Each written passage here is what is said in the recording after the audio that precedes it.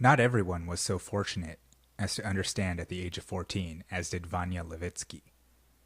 Every honest man is sure to go to prison. Right now my papa is serving time, and when I grow up, they'll put me in too. They put him in when he was 23 years old. The majority sit quietly and dare to hope. Since you aren't guilty, then how can they arrest you? It's a mistake. They're already dragging you along by the collar, and you still keep on exclaiming to yourself, it's a mistake. They'll set things straight and let me out. Others are being arrested en masse, and that's a bothersome fact. But in those other cases, there is always some dark area. Maybe he was guilty. But as for you, you are obviously innocent. You still believe that the organs are humanly logical institutions. They will set things straight and let you out. Why then should you run away? And how can you resist right then? After all, you'll only make your situation worse. You'll make it more difficult for them to sort out the mistake. And isn't it just that you don't put up any resistance? You even walk down the stairs on tiptoe as you are ordered to, so your neighbors won't hear? Hey, you want to get high, man? Let's stimulate your mind. Get up, Chucky! What have we got here? A fucking comedian. Rogin, Kim.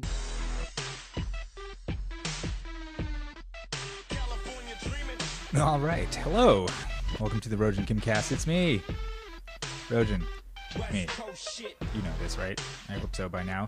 That was a reading from the Gulag Archipelago by Alexander Solzhenitsyn. A little light reading there for you to start off the podcast. That was from the first chapter called Arrest.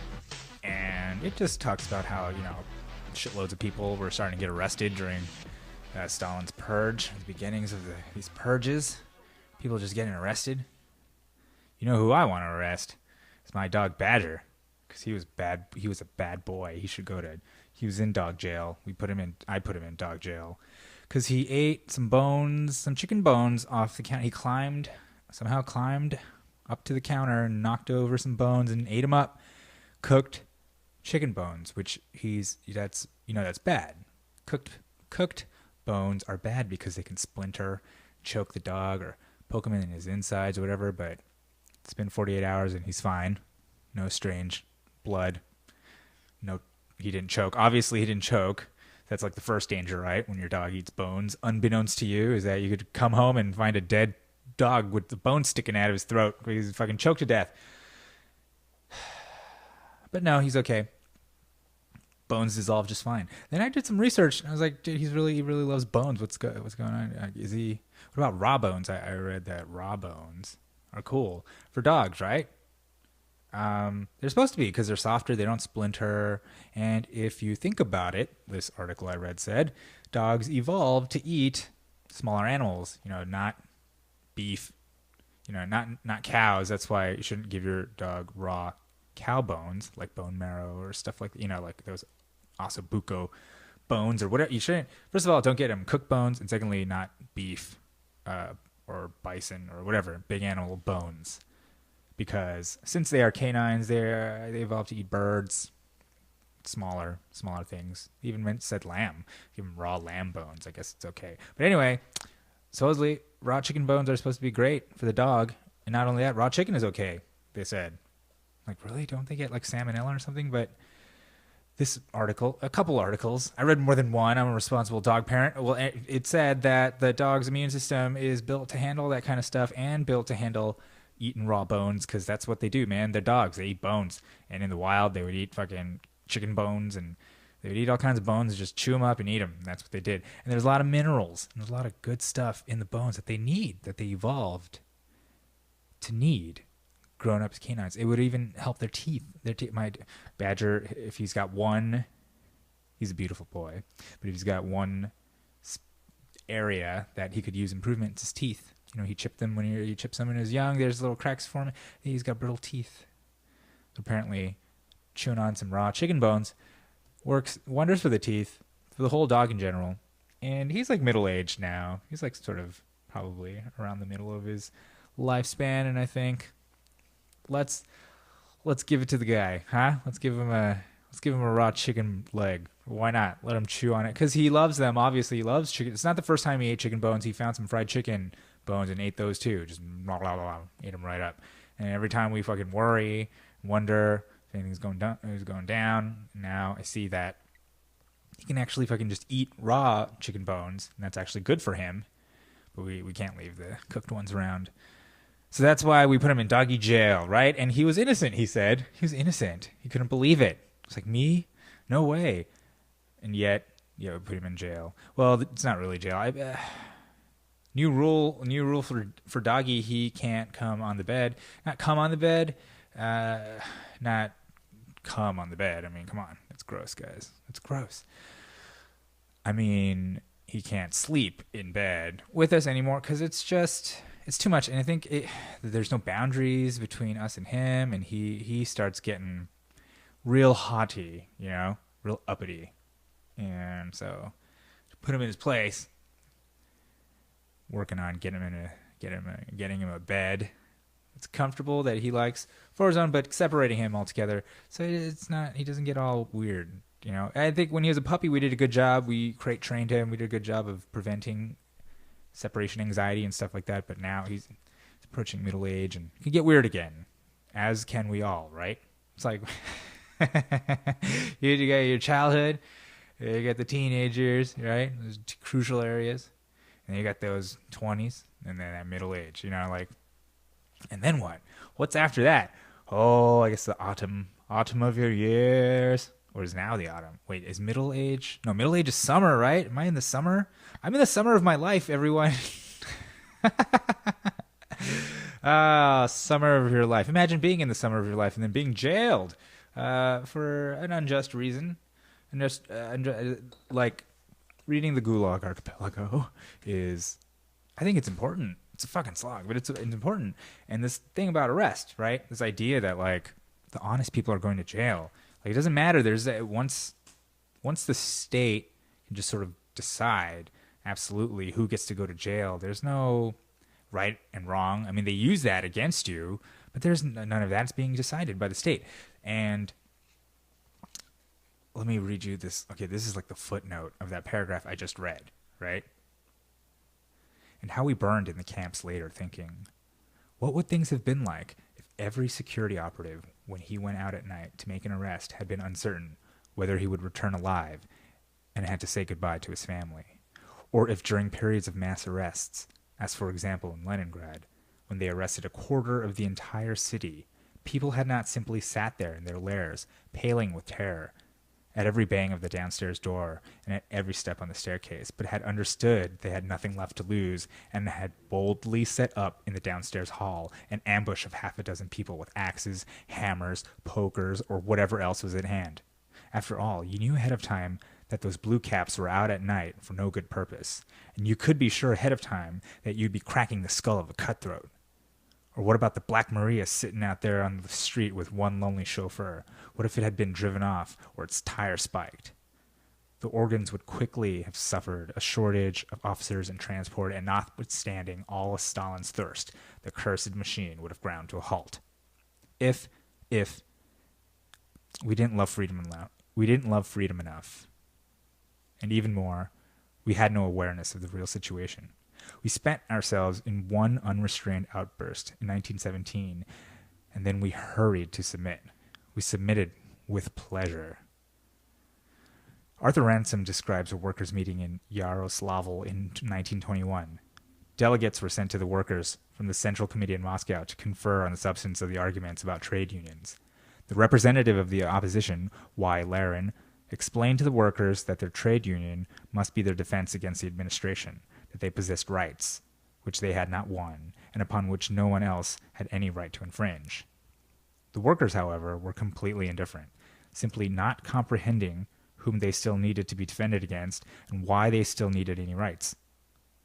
When the spokesman for the party line rebuked them for their laziness and for getting out of hand and demanded sacrifices from them, overtime work without pay, reductions in food, military discipline in the factory administrations, this aroused great elation and applause. We purely and simply deserved everything that happened afterward. I didn't expect that last paragraph to be so long. Okay, hopefully you get the point. Which is what? Well, the point, I think, is that you're saying, like, if only people had resisted. People didn't resist because they believe that I guess they believe that they weren't guilty. They believe this couldn't be happening, right? Yeah, no, surely they'd let us out. I mean, surely they let us out. But would they? I mean, would they? I don't know. Yeah, I think about the drug war. That's what I thought about because, come on, let's be obvious. Let's be clear. The United States is not the same as it was under Stalin with these purges and we're not like purging people or whatever. I'm sure it happens, but it's on a low level. It's not like nationwide purges. It's not a quarter of a city being sent to a prison. That's fucking crazy, right? Can you imagine that? Out of all the four people, one of them sent away to a prison camp. And you'd be like, I guess he was a spy or something. I mean, I guess whatever they said he did is, well, why would you, right? And everybody's like, if you're not doing anything wrong, you have nothing to worry about, right? And that's actually how I started thinking about the drug war. Because that's a common thing, right? People say about the drug war. It's like, well, if you're not doing anything wrong, you have nothing to worry about. Don't have drugs. Don't do drugs. And that's it. Right? So I guess, if you don't do drugs, then good for you. I mean, that's great. I'm better than that person who does drugs. But does that person deserve to be locked up? And what are drugs? Drugs that's like you might as well say food. It's so broad. What are we talking? Aspirin, coffee, marijuana, cocaine, fentanyl patches, opioids, huh? You hear about how Tom Petty died? Opioids, fentanyl mixed with Xanax. Just like all of them. Celebrity, Heath Ledger, whatever. Name a celebrity. After the 60s, after booze. It used to be booze, probably pills too back then.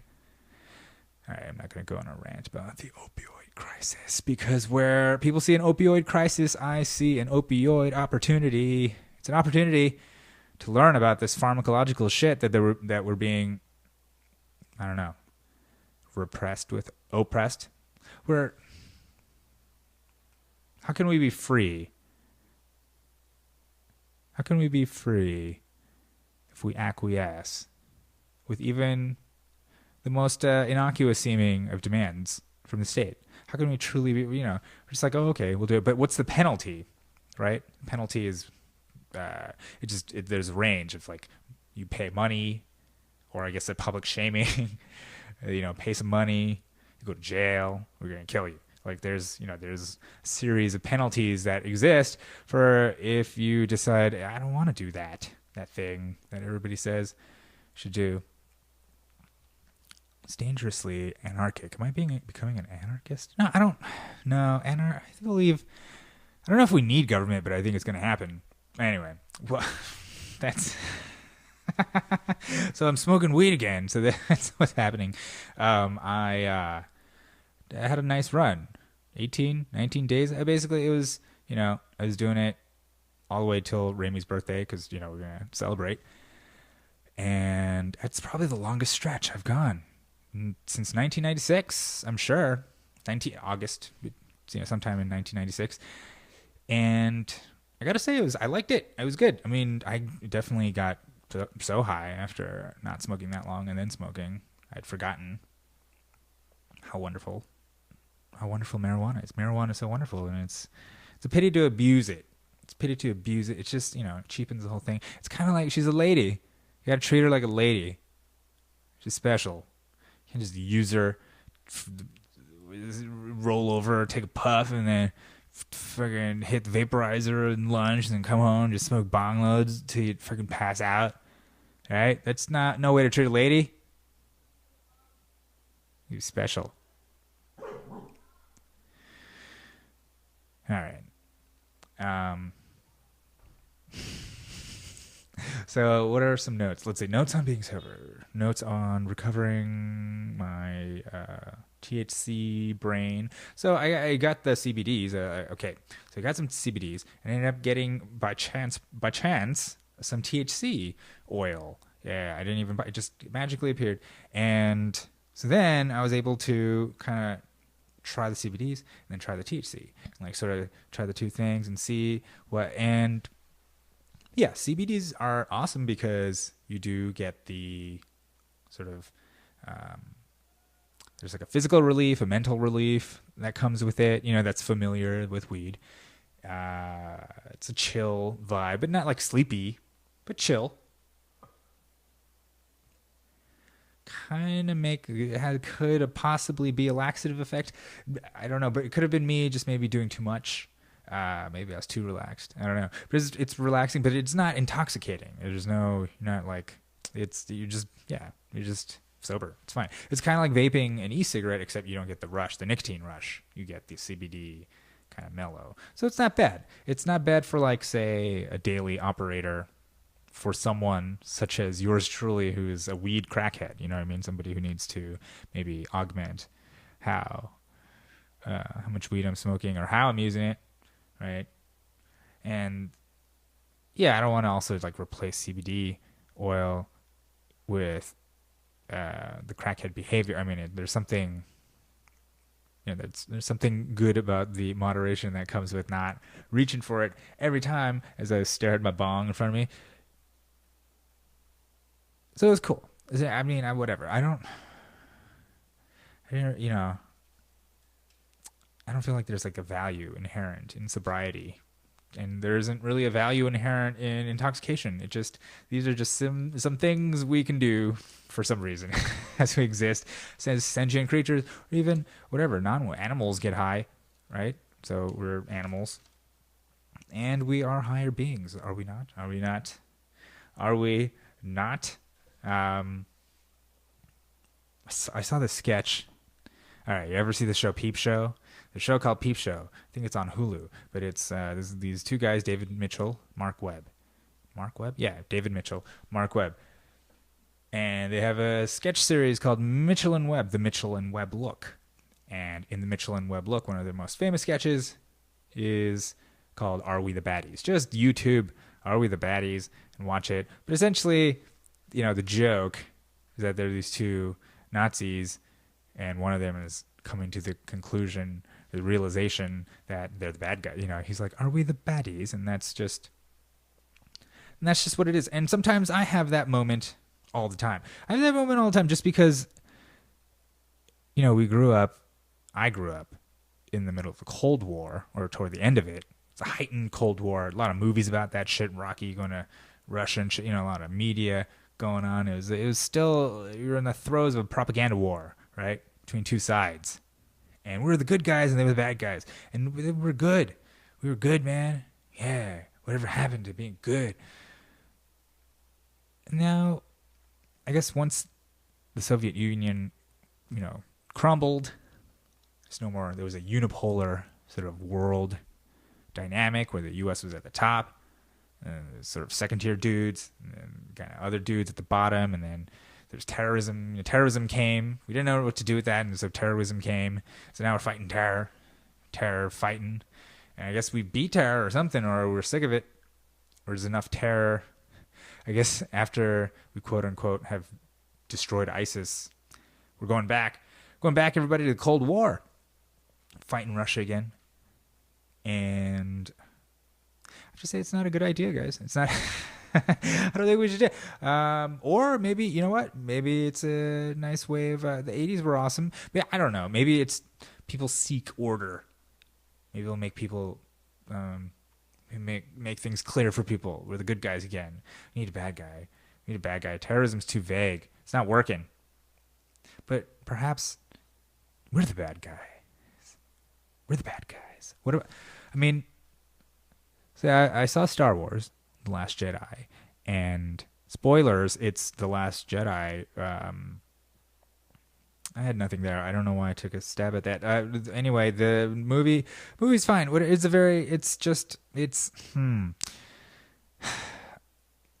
It's really all silly, isn't it? That's really what I've kind of, after watching it. Well, the first one's, I was a kid. And the next ones kind of sucked, because, I was a bit of an adult. And now, and they're fun. The ones now are fun, but it's also like, what? Why is this all happening? Why is the Republic now on the run? Because they were the status quo. Like, why? Because the Empire was destroyed, and then the Republic formed, and they became the government, and then somehow they crumbled because of the First Order. It just doesn't. How come? Well, it just makes no sense. Maybe they weren't good rulers. Why do they deserve to rule and be the rebel? It's just because they are the rebels that they are now. It's just like a just so story. So anyway, it's all rather silly. And I started thinking about, like, what about the narrative that people tell each other about us? Like, if you lived in a country where a drone came and, killed a few of your friends or people or family, what kind of stories would you tell about this nation, this evil nation that sends cold robots to do its bidding? They don't even face you face to face. They say they don't even have the guts to come themselves. They send fucking robots, explosions. So that's why we're gonna make an ice cream sundae. Okay. All right. Anyway, that's what is the point of thinking that? Well, here's the whole thing. Okay, the Gulag Archipelago, the whole thing with the Jordan Peterson and the guy and it's all about how we're all capable of not only the most incredible acts, beautiful, artistic, amazing acts of kindness, we're also capable of the most depraved, torturous, sickening, just fucking all taboo breaking acts. Like, all of us are capable of it. And to say that we're not, perhaps is dangerous. That's what Solzhenitsyn's saying, right? And maybe that's what it is with us, man. Like, we have to see how we're perceived by other people, and kind of like imagine us being the bad guy, because we are in a lot of cases. I mean, we're the strongest, we're the strongest ones. We do all this shit, so it's easy to be perceived as, the Empire. If you were watching Star Wars and you were in a shithole country, like our president said, you'd be like, it seems like the Empire is America. The Empire is America. Trump is not Kylo Ren. I don't know how the analogies really work, but it just seems like they're the bad guys, right? Or maybe we're the bad guys. I mean, but we're not. That's the whole thing. It's like, as individual people, we're not. Of course, I'm not bad. Like, I'm not a Nazi. I don't want to kill people, or I don't want to murder little fuzzy animals or whatever the fuck. Even though we do, to eat them, but I don't want to do that. But we do. I don't want to, but we do. Not even with animals. I mean, we eat animals, we eat plants, all of it. We just eat it. It goes down our gullet. It has to, for us to live. We don't want to. I mean, we don't want to hurt them. I mean, we like it. I mean, it's good. It's delicious. And we have to, and it tells us we're living, and it's good. And that's just, we used our brains to make it just a carnival of slaughter. That's just both in eating and in war. We just, that's what we've done. We don't really understand anything about our brains. At least we understand sometimes, because like we get knocked in the head or something, things happen. Some people are born all fucked up, and then we can study them and be like, oh, this is what happens. But other than that, we don't know shit about the brain. We don't know shit about like what makes us us, but we do crazy things, right? Just the industrial scale slaughter that we're capable of. It's just, wow. Put it like all that effort, because long ass time ago, it came out with like swords. That's good. That's much longer than a knife, and you just very efficient. Just hack away a lot of people, kill a lot of people. Axes, things like that, spears. Very efficient. Let's just double down on that, I guess. That's it. But it took like 10,000 years or whatever to get better at it. But we did, and now we can just vaporize people. Now we're just, fuck it. Let's keep going. Let's make it so that we can break people down into tiny little pieces, like in movies, and so like turn into sand or something. We should do that, and then liquefy or something like that. I don't know. Anyway, are we the baddies? That's all. That's what I'm wondering. I say embrace it. I mean, not to say like, yeah, we're evil or whatever, but just accept it. That's what we are.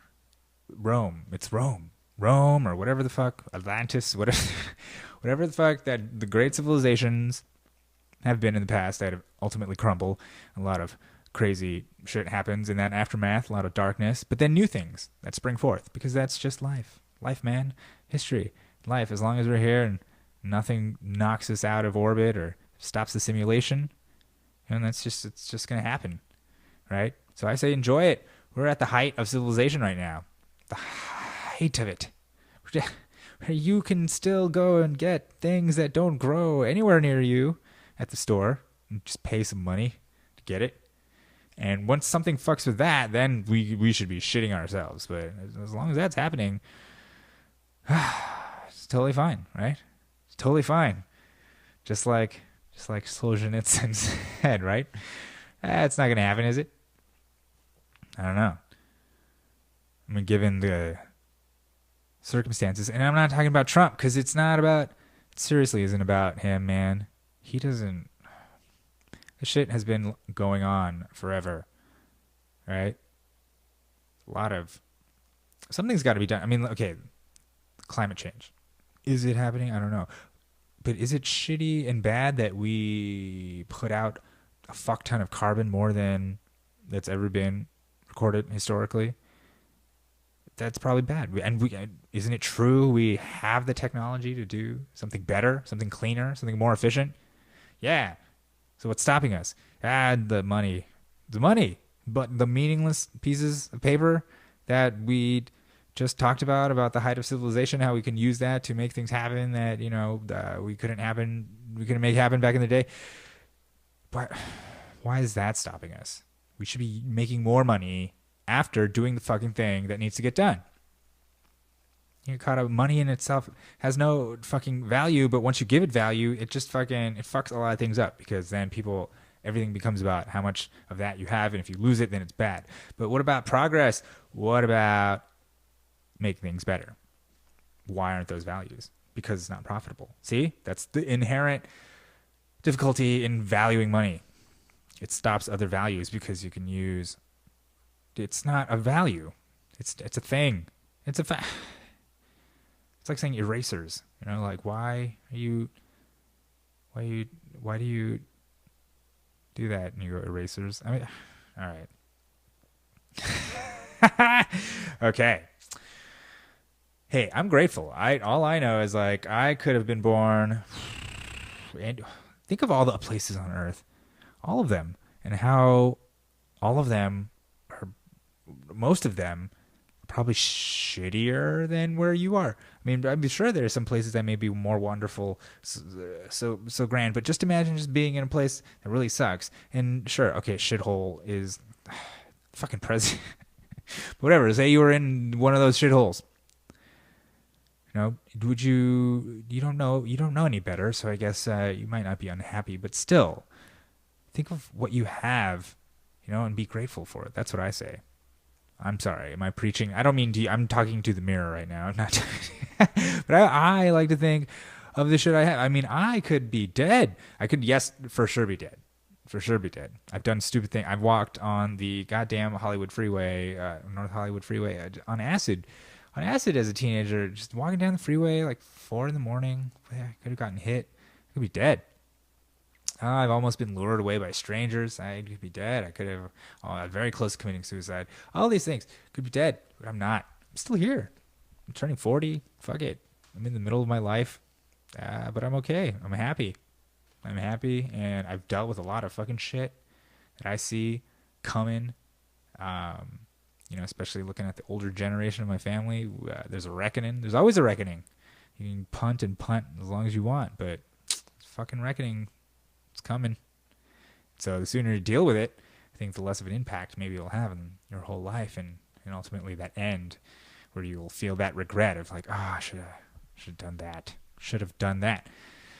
Ugh, that's a terrible waste of time. I feel like, what a waste of time when you have so little time left on your deathbed. And that's right. I'm talking about my deathbed, guys. I swear I'm fine. I'm totally fine. No, I've thought of all this stuff, man. You can't hide from it. Just like can't hide from the evil in you, you can't hide from the mortality, right? The denial of death. My cousin Han, super into this denial of death thing, but denial of death, yeah, that's just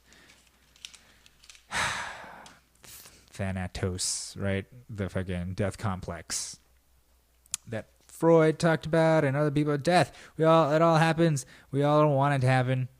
That's why so many people have kids. and think that that's all I got. That's it for me. I'm done.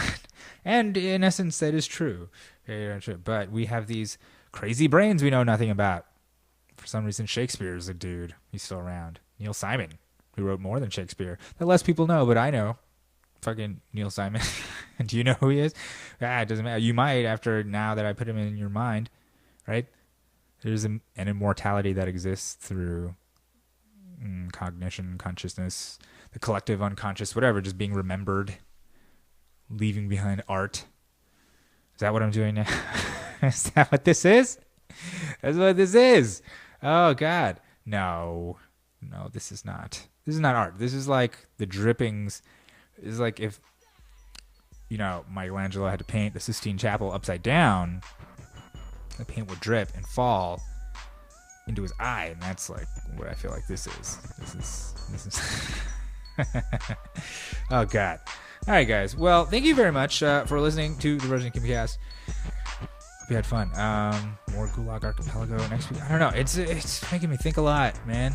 It's making me think a lot. It's like what happens when you start thinking you're too good all the time, not thinking about how it's possible to be bad. Just as a society and as an individual. Anyway, that's great. Good stuff. Good stuff, guys. Follow me on Twitter at Rogin Kim. Check out my blog. Go to RoginKim.com. Check out the website. I'm just going to update stuff, do stuff. There's going to be new stuff coming. Working on some projects. All kinds of empty language like that I'm going to put all over the website. So check that out. And yeah, send me some Bitcoin at 1Z for one. No, you don't have to send Bitcoin. But if you want to, you can. If you would like to send me cryptocurrency, let me know. I don't know. Ping me. That's what the kids say. All right, guys. Thank you so much. Thank you so much for listening.